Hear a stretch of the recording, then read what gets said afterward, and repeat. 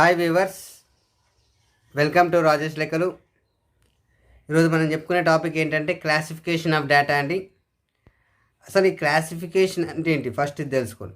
Classification is the process of arranging the collect data into classes and to sub classes according to their common characteristics.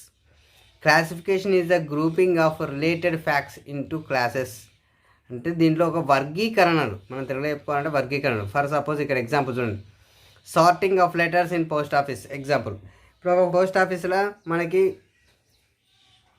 రకరకాల letters వస్తాయి ఒక post ఆఫీస్కి. అంటే ఇక్కడ మనం చూసినట్టయితే అక్కడ ఫర్ సపోజ్ ఒక హెడ్ పోస్ట్ ఆఫీస్ ఉందనుకోండి.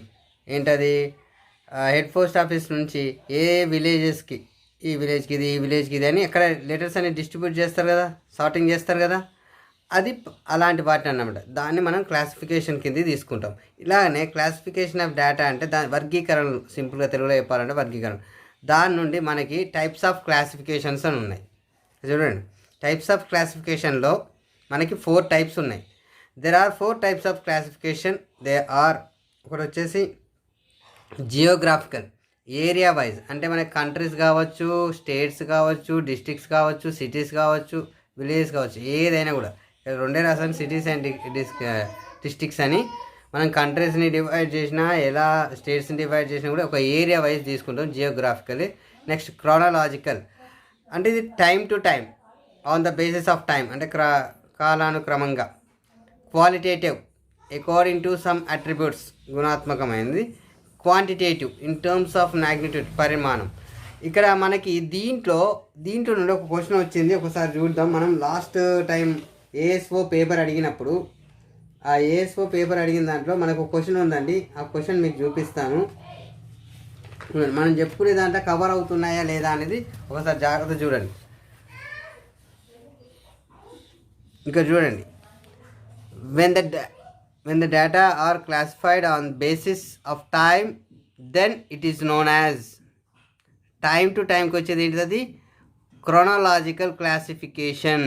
మనకి బేసిస్ ఆఫ్ టైం అని కనబడింది అనగానే క్రోనాలజికల్ క్లాసిఫికేషన్ అనేది మనం తీసుకోవాలి, ఆప్షన్ ఇచ్చేయాలి. అర్థమైందా అండి? అంటే మనకు స్టార్టింగ్లో కూడా మనకు క్వశ్చన్ రావడానికి ఛాన్సెస్ ఉంది. బేసిక్స్ అనేది మెయిన్ ఇంపార్టెంట్, మర్చిపోవద్దు అనేది. ఫస్ట్ చూడండి, geographical classification.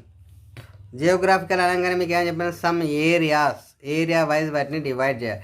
In this type of classification data are classified on the basis of geographical or locational difference between the various items like countries, states, cities, regions, zones, areas, etcetera. For instant, the international comparison of rice yield for 2004 to 2005 in the following table. ఇక్కడ మనకి rice, ఏదైతే production of rice ఉందో, ఉత్పత్తి ఏ దేశంలో ఎన్ని metric టన్నులు ఈ ఇయర్లో 2004-2005లో ఎంత మెట్రిక్ టన్నుల రైస్ అనేది ఉత్పత్తి అవుతుంది అనేది ఇక్కడ ఇచ్చారు. చూడండి, దీన్ని కూడా ఎలా తీసుకోవాలి సార్, ఎలా తీసుకుంటే మనకి ఈజీగా ఉంటుందంటే ఆల్ఫాబెటికల్ ఆర్డర్ ప్రకారం. మీరు ఇక్కడ చూడండి, EIJMKTU ఈ విధంగా తీసుకోవడానికి కూడా ఛాన్సెస్ ఉంటుంది. దీన్ని ఇలా తీసుకుంటే మనకి ఏంటంటే లిస్ట్ అవుట్ అనేది ఈజీగా ఉంటుంది అన్నమాట, ఈజీగా రిఫర్ చేయొచ్చు మనం. Okay right. ఈజిప్ట్లో ఎంత ఉంది, 9.80. ఇండియాలో ఎంత ఉంది, 2.90. జపాన్లో ఎంత ఉంది, 6.42. మయన్మార్లో ఎంత ఉంది, 2.43. కొరియాలో 6.73.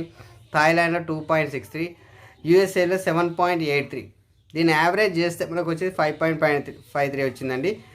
Geographical classification are usually listed in alphabetical order for easy reference. ఇంతకుముందు మీకు అదే కదా చెప్పింది. ఓకే, అంటే జియోగ్రాఫికల్ అనేది ఏంటి, కంట్రీ వైజ్ కానీ స్టేట్ వైజ్ కానీ. ఇప్పుడు మనం ఒక తెలంగాణ స్టేట్స్ తీసుకున్నాం. తెలంగాణ స్టేట్ తీసుకుంటే దాంట్లో మనకి డిస్ట్రిక్ట్స్ ఉన్నాయి. ఏంటిది అది, వరంగల్, కరీంనగర్, మహబూబ్నగర్, నల్గొండ, హైదరాబాద్, రంగారెడ్డి, ఇలా ఉన్నాయి. వాటిలలో కూడా ప్రొడక్షన్ ఆఫ్ రైస్ ఎంత ఉందో కూడా మనం ఈ విధంగా ఆల్ఫాబెటికల్ లెటర్ ప్రకారం చూసుకుంటూ రావాలన్నట్టు. అర్థమవుతుందా అండి? అలా తీసుకుంటూ వస్తే మనకి దాన్ని యావరేజ్ చేస్తే ఈజీగా కనిపెట్టచ్చు. Okay, next chronological classification.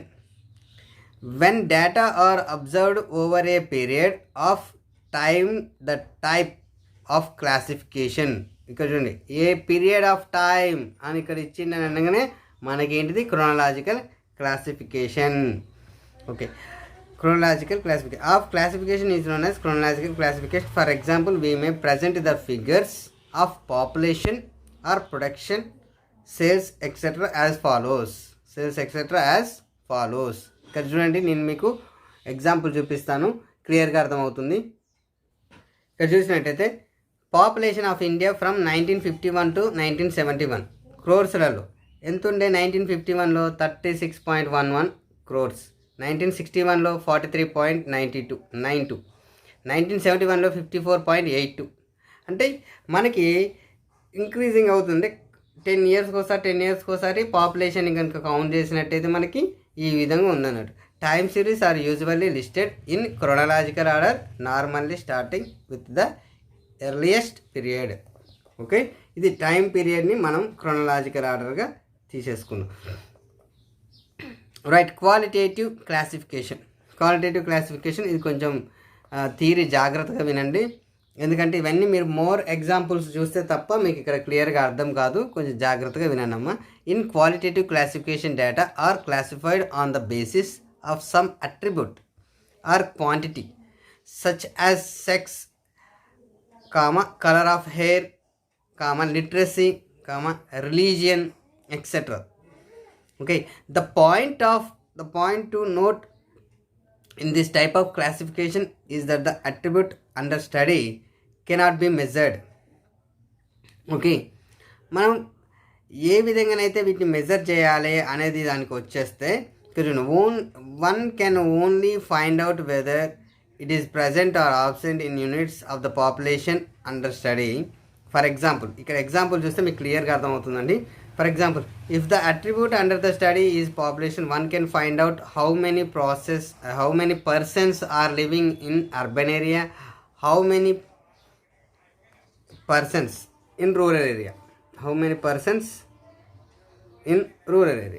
అంటే ఇక్కడ మనకి ఈ పర్సన్స్ అనేటి ఎంతమంది పర్సన్స్ అయితే మనం తీసుకుంటున్నాం, ఆ పర్సన్స్ టూ క్లాసెస్ వైజ్గా మనం డివైడ్ చేస్తున్నాం ఇక్కడ.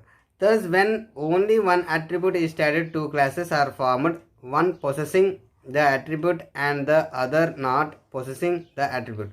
This type of classification is known as simple classification అంటాం. Okay, for example, the population under study may be divided into two categories as population ఎట్లుంది? అర్బన్ ఉంటుంది, రూరల్ ఉంటుంది, అంతే కదా. పాపులేషన్ అనేది 2 types ఉంటుంది. ఇంకా ఒకటి అర్బన్, ఒకటి rural. Under study may be divided into 2 categories. One category is urban, second category is rural. ఒకసారి ఇంకో ఎగ్జాంపుల్ చూద్దాం, క్లియర్గా అర్థమవుతుంది మీకు. In a similar manner we may classify population on the basis of sex, that is into males and females, or literacy, that is into literate and illiterate, and so on.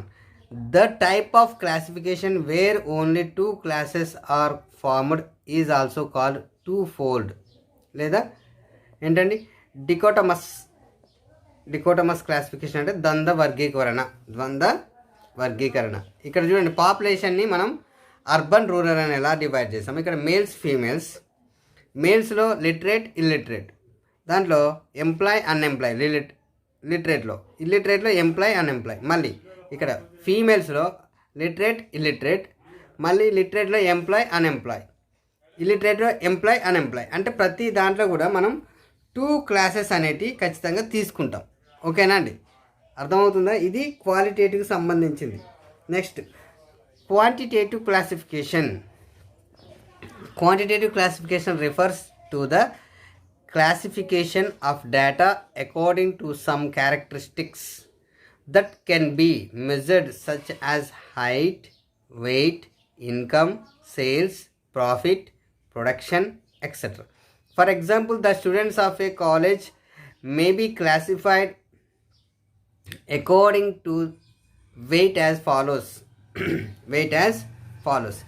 ఓ కాలేజీకి సంబంధించిన కొంతమంది స్టూడెంట్స్ని తీసుకొని వాళ్ళ వెయిట్ని కనుక తీసుకుంటే, ఇక్కడ 40 to 50 ఉన్న వాళ్ళు ఎంతమంది? 50 స్టూడెంట్స్. 50 to 60 ఉన్న వాళ్ళు 200, 60 to 70 ఉన్న వాళ్ళు 260, 70 to 80 ఉన్న వాళ్ళు 360, 80 to 90 ఉన్న వాళ్ళు 90, 90 to 100 ఉన్న వాళ్ళు 40. వీళ్ళందరూ టోటల్ చేస్తే 1000 members student. Such a distribution is known as empirical frequency simple frequency distribution. Simple frequency distribution అంటే ఇక్కడికి వచ్చేసరికి ఏంటంటే మనకి క్వాంటిటేటివ్ అన్నప్పుడు height, weight, income, sales, profit, production etcetera ఇవి మీరు గుర్తుపెట్టుకోవాలి. Okay right. ఒకసారి ఇక్కడ చూడండి మళ్ళొకసారి. Quantitative classification refers to the classification of data according to some characteristics అన్నారు. అంటే ఏంటి క్యారెక్టరిస్టిక్స్ అంటే height, weight, income, sales, profit కదా. ఒకసారి మనం ఓల్డ్ పేపర్ కనుక చూసినట్టయితే ఇంతకుముందు మరి అలాంటివి ఏమన్నా అడిగాడో ఒకసారి చెక్ చేద్దాం. ఇక్కడ చూడండి, the classification of data according to some characteristic that can be measured objectively is known as ఏంటి హైట్, వెయిట్, ఇన్కము, ప్రాఫిట్ వీటన్నిటి మనం మెజర్ చేస్తాం కదా. సో దాన్ని ఏమంటాం? క్వాంటిటేటివ్ క్లాసిఫికేషన్ అంటాం. అదే క్వాలిటేటివ్ క్లాసిఫికేషన్ అంటే ఏవైనా 2 వీడియో ఉంటాం. ఏంటి మేల్స్ అయితే దాంట్లో చదువుకున్న వాళ్ళు ఎంతమంది, చదువుకున్న వాళ్ళు ఎంతమంది, దాంట్లో పని చేసిన వాళ్ళు ఎంతమంది, పని చేయని వాళ్ళు ఎంతమంది.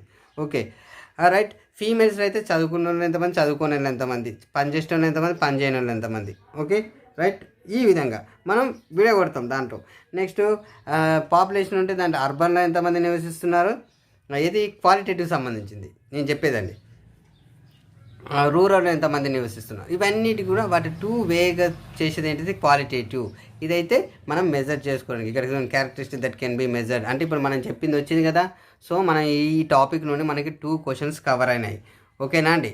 సో మీరు జాగ్రత్తగా బేసిక్ నుండి ప్రతి టర్మ్ని కనుక మీరు చూసినట్టయితే అబ్జర్వ్ చేసినట్టయితే నేను చెప్పేటి అన్నీ last year old paper last time మనకి ఎగ్జామ్లో అడిగినాయి ఖచ్చితంగా కవర్ అవుతున్నాయి.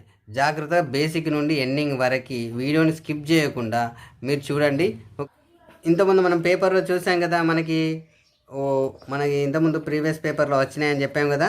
సో దాని తర్వాత నెక్స్ట్ ఏంటి, there are 2 types of quantitative qualification of data. There are discrete frequency distribution, continuous frequency distribution. In this type of classification there are 2 elements. One is a variable, second one is frequency.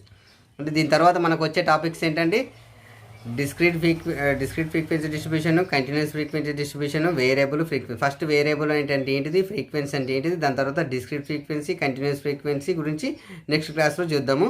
Okay, దీంట్లో మీకు ఏమైనా doubt ఉందంటే comment పెట్టండి. Please subscribe my channel. Don't forget like and share. Thank you everyone.